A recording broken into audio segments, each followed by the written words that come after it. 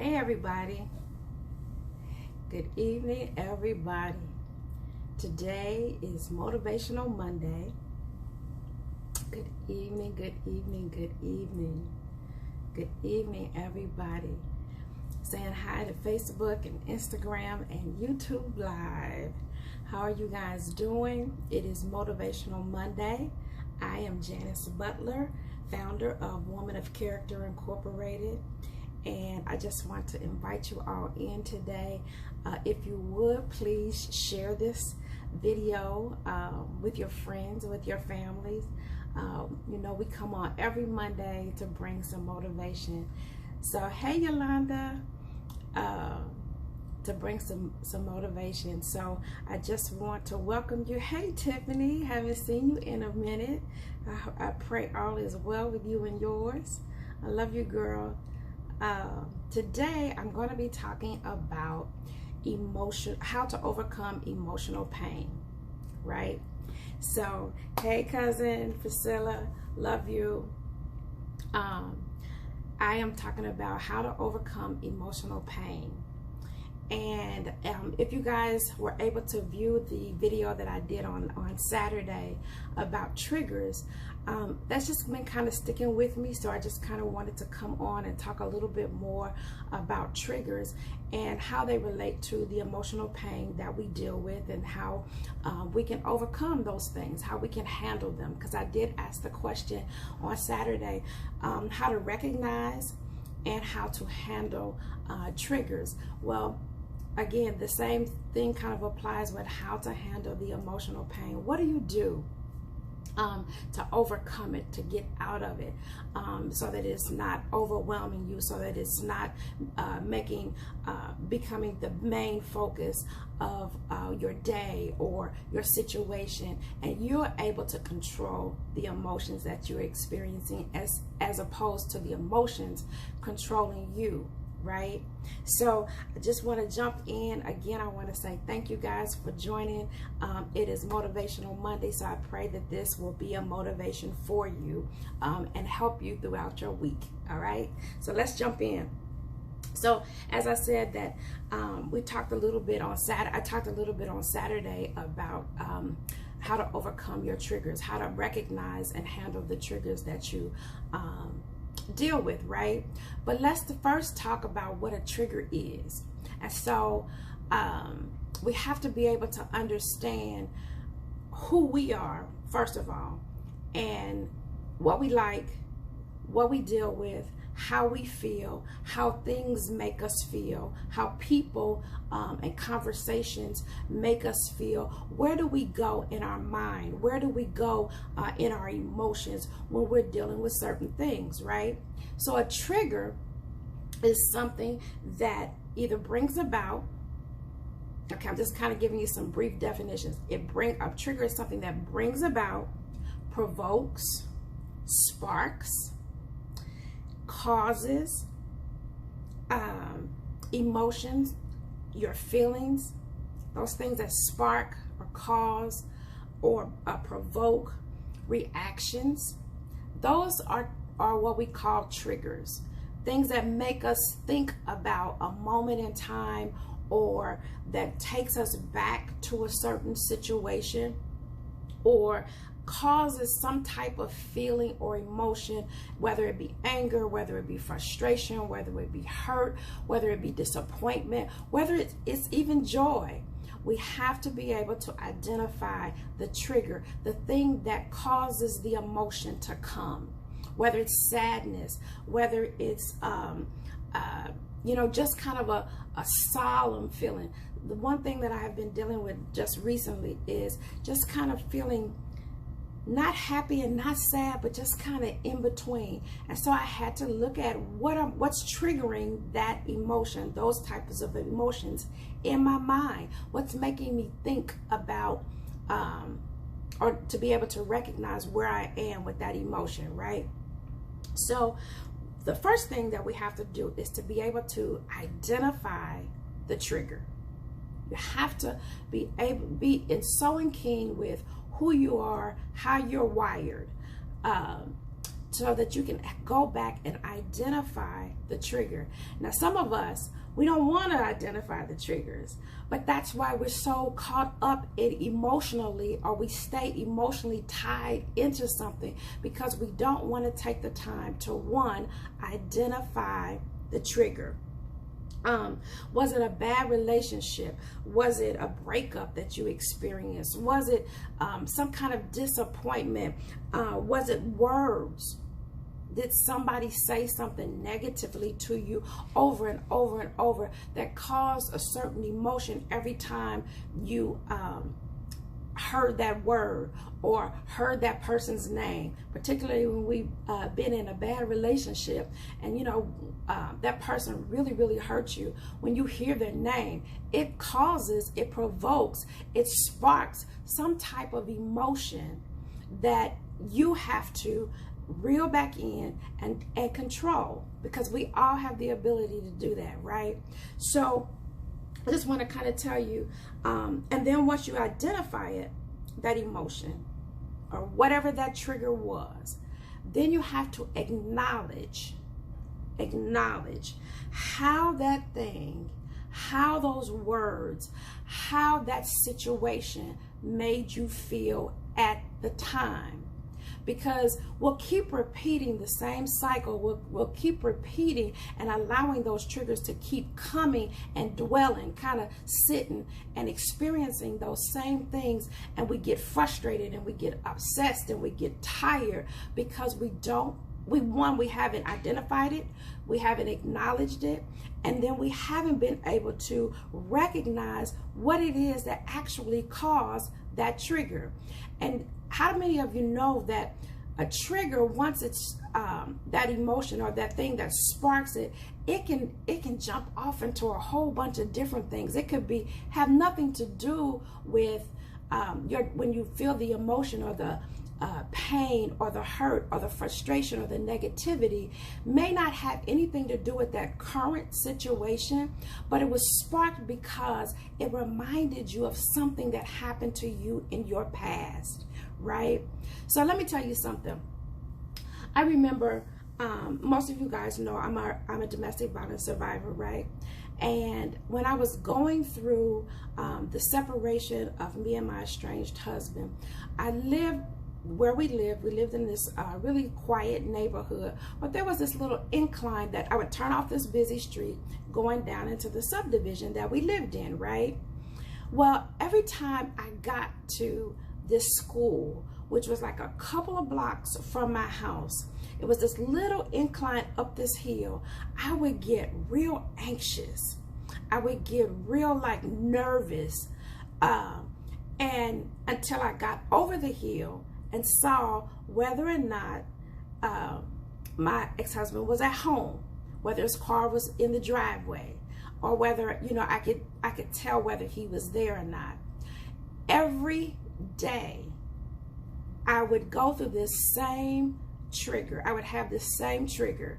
Once I turned this corner, no matter how good of a day I was having or how bad of a day I was having, every time I turned down my street to go to my house, once I got to this incline that would go up this hill and go and over to our house, I would get so anxious. I would get nervous because one, I didn't know, if he was there, two, what his mood was going to be, what his triggers were going to be, right?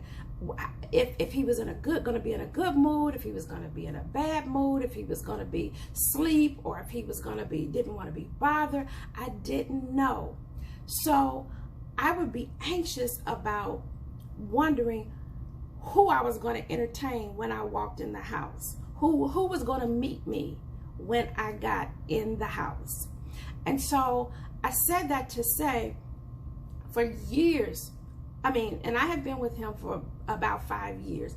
The last couple of years, right before the separation and after the separation, we would still kind of we would talk, and he'd come over, we'd entertain. And so it was like, what am I expecting?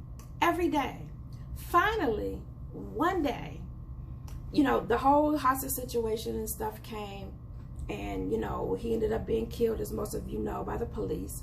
But years, I experienced that same anxiety years after he was dead. And although he was dead, I still carried the emotion. I still carried the burden of, you know, somebody lost a father, somebody lost their brother. I didn't want my husband to get killed. You know, I carried that burden and that shame and that guilt of somebody losing their life in what I thought was because of me, but it really wasn't about me. And that's a whole another thing. But I want to give you just a scenario of how emotional pain will linger once it's triggered, and how it can keep recurring and how it can keep coming up over and over and over again. And so after he had died, after he'd been buried, I was going on with my life. I was back in my home. I would still have that same anxiety attack as I turned that corner, went up that hill, and you know, to my home, knowing he wasn't going to be there, but I was still experiencing that emotional burden, that emotional pain. And so one day I asked myself, Janice, why are you still dealing with the anxiety? Because he's gone. He can't harm you anymore. He's not stalking you. He's not even here to be able to touch you, to harm you, right? And I finally said I had to get over the emotional pain.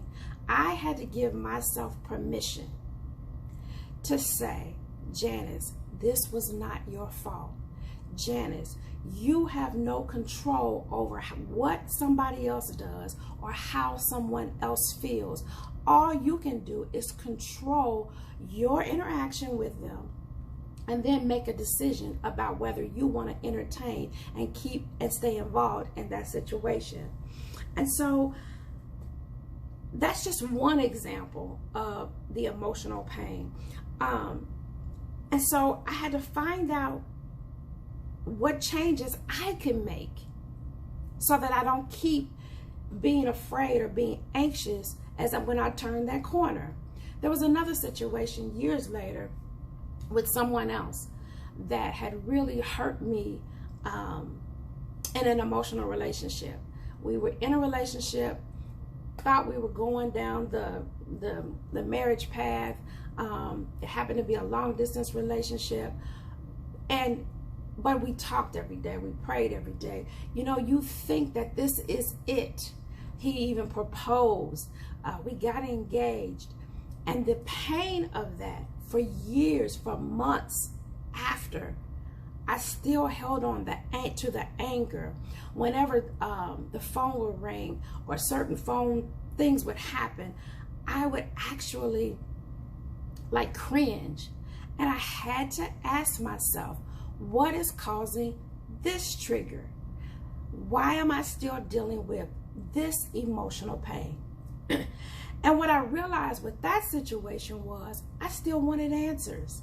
I did not have the answers to why I was treated the way I was treated, why he did the things that he did, why he led me on.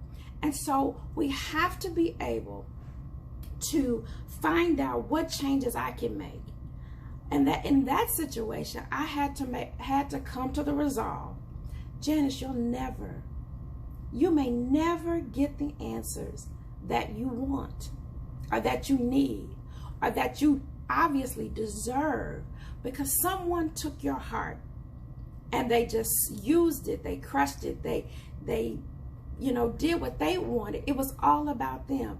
It wasn't about you. I was trying to understand something that I couldn't understand. And years ago, my old pastor told me, Janice, you can't rationalize with an irrational person. And that was so profound to me that I had to remember those things. I can't rationalize with an irrational person. I can't figure out the why with someone who doesn't want me to know their why, because then it would expose some things on their behalf, right, about them that I didn't see, or that either I didn't want to accept. There are some truths. We have to be true to ourselves. We have to be honest with ourselves. When we identify those triggers, when we acknowledge that it is there, because sometimes we don't even realize that the emotional pain even stemmed from a trigger, or that the emotional pain is even there. We want to subdue it. We want to suppress it. We want to just ignore it and say, well, it didn't happen. And we try to go on like we're Superwoman and that we're, okay, when we're really not. So identifying those triggers, being able to acknowledge how and what things, the things that happened and how they made you feel. And then thirdly, finding out what you can do to make a change. Remember, change is always an option. You have the option to change. You have the option to get out of your situation. You have that power. We so many times as women, we relinquish that power to someone else, to that man, to that friend, to that partnership, instead of holding on and being able to know that you're worthy, that I'm worthy, I deserve certain things. That's where our boundaries come in. That's how we begin to set boundaries so that we don't continue to experience the same emotional pain over and over and over again. Will things come? Yes. Will people disappoint us again? Yes. Will hurt come? Yes. But we have the position and the authority and the wherewithal to dictate how long we stay in a situation, how long that we're going to allow that pain to reside in our minds, in our hearts, and we have, more importantly, the ability to erase it or to change how and control our own emotions. I can't control what you do. You can't control what I do or how I feel, but I can control me. How long I stay in a situation, how long I stay bound, because again, those triggers, that emotional pain is there to keep us bound and wrapped up and entangled in stuff that we don't have any business staying there. Because one, it keeps us from going and moving forward. It keeps us from getting to the place and achieving our goals.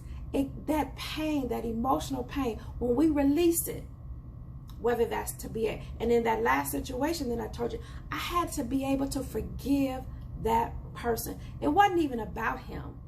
It really was for me, saying, it is what it is. He is who he is.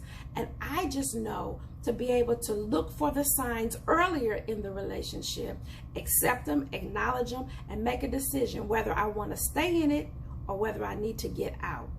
And you have that same ability, that same wherewithal, that same power to do it. You just have to be able to tell yourself, I'm confident, I'm worth it, I'm the prize. And if they can't see it, shame on them. But when we know who we are, when we know that we have that ability and we deserve so much more, because as I always tell you, God wishes above all things, and this is scripture, God wishes above all things that we prosper and be in health. He wants to give us good things. He said he would withhold no good thing from us.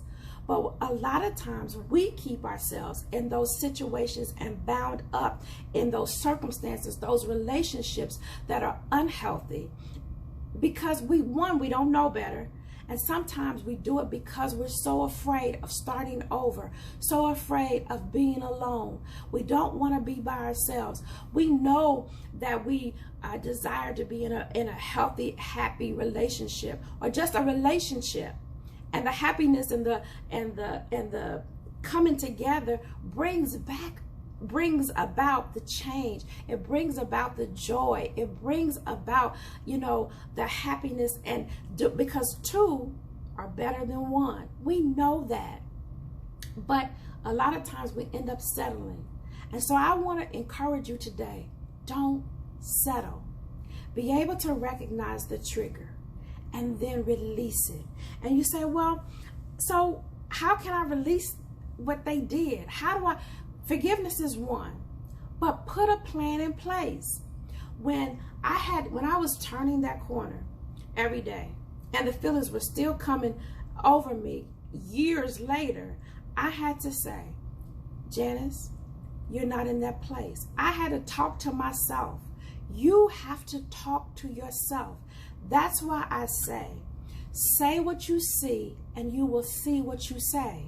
When you talk to yourself, when you encourage yourself to know that things will be better, you deserve better, that situation can't harm you anymore, or I'm getting out of that situation. You put a plan in place. You have some things that you say to yourself, and then you put some things down in writing.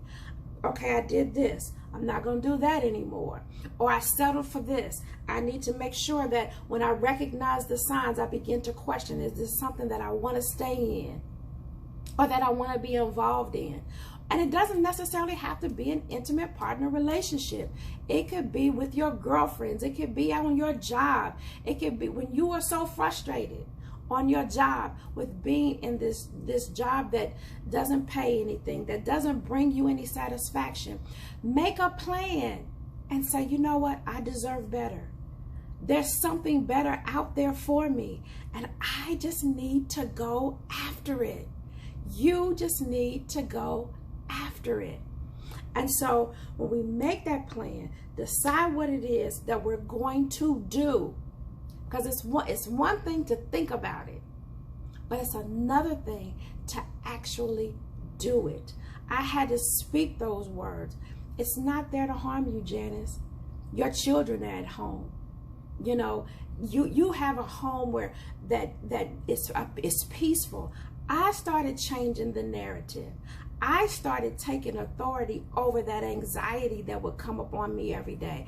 I started talking to myself when I was hurt in that relationship, or not just that one, but all of those relationships that I had been in that hurt me, that didn't fulfill me. When I began to release them and take ownership of my role in the relationship and say, you know what, I'm gonna do better next time. You know the old saying, when you know better, you do better. All right? So when you know better, you do better. When you know better, you do better. So it's about doing. It's about changing the narrative. It's about believing in yourself first, knowing what you like, knowing what you don't like, knowing what you will and will not tolerate, and then sticking to those goals. Yes, sometimes you may compromise some things because some things are maybe superficial, and we miss a good thing because we've got this long list of, I'm not going to do this, I'm not going to do that, and we miss the blessing in things because we won't compromise. And when I say compromise, I'm talking about making the adjustments, having a little bit of discernment, asking the person. I remember a relationship I was in last year. There was a guy, good guy, had a good job, was on his own, had his own, and he was, we were in this relationship. But one thing he did was he smoked and he drank. Well, for me, I'm like, well, the drinking wasn't too bad. I could handle that, I thought. It was the smoking that I can't tolerate the smoke. I won't tolerate the smoke. But then I started even thinking about the drinking because I had to be honest with myself and say, is that going to put you back into the same situation that you were in when you were younger? Because see, I used to drink. And I could drink a man under the table. And when I got away from drinking because it put me in a place And I had to say, I don't want to go back to that place again. So I could accept him drinking, but I had to ask myself, well, his drinking caused me to start casually drinking. And because I am speaking to women across this nation, because I'm speaking to people and I'm talking about women of character, and I'm not saying that there's anything wrong with drinking, so don't email me, don't chat me and whatever. I'm saying for me, I had to uphold a certain standard for myself, because I'm pouring into you. And if you see me drunk, if you see me out smoking weed and just partying, will you really listen to somebody? Will you really listen to me when you're in a desperate situation, or a situation where it involves alcohol or smoking, and you are using other substances when I'm doing the same thing? How can I speak to you, right? So for me, I had to tell this guy, as good as he was. And one thing that he said to me, because I had asked him, I said, hey, do you think that's something that you might change eventually? Because I'm not trying to change anybody. We're not trying to change anybody. Is that something that you can let go of, or that you want to even let go of? And he said, no, I've been doing that since I was 13 years old. I said, oh, okay. But it made me uncomfortable. And finally, I had to make the resolve. I cannot be in this relationship because of where it would take me. And he said to me, you're the only one that's having trouble, And I'm like, you know what? You are so right. You are so right. I said, you know what? So I'm just not going to waste your time anymore. And because I want you to find your love, and I want to be able to find the one, or be found by the person who will accept me and all that I have to give. And so we ended up breaking up after 3 months. And that was hard for me, because I didn't want to disappoint. I didn't want to be alone again. Here goes my lonely stage again. But that's okay, because I made a decision and I acted on it.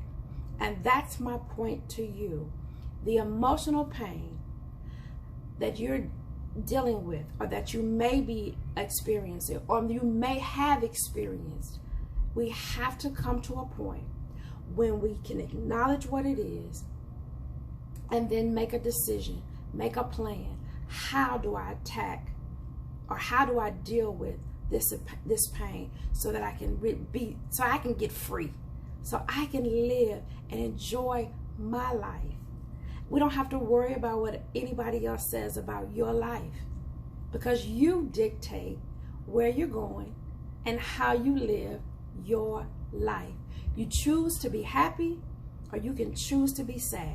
You can choose to be free, or you can choose to be stay wrapped up in all the emotional pain. But today, I want you to let it go. Make a decision. Take steps to deal with that emotional pain and get free from it. And so that's what I wanted to share with you today. That you have everything inside of you to get to that place. To get to that place of wholeness. To get to that place of healing. To get to that place where you can love again, where you can hope again, where you can dream again. And so I wanted to just share with you a little bit of my life, my situation, and tell you how I dealt with getting out of the emotional pain. Does it come up sometimes? The hurt, yes, but I quickly recognize it, and I take back control over my emotions, my feelings, my thought life, because I know where I'm supposed to go, and I have a desire and a zeal and a vigor to get to that place. And if you aren't a part of it, oh well. So I just want to say to you guys, thank you, thank you, thank you so much for joining me today. If you have any comments, want to make comments, want to DM me, please do so at on Instagram at WMOF and the word character spelled out. I'll chat you back. On Facebook, follow us, like our page at Woman of Character Inc. INC. That's woman with an A.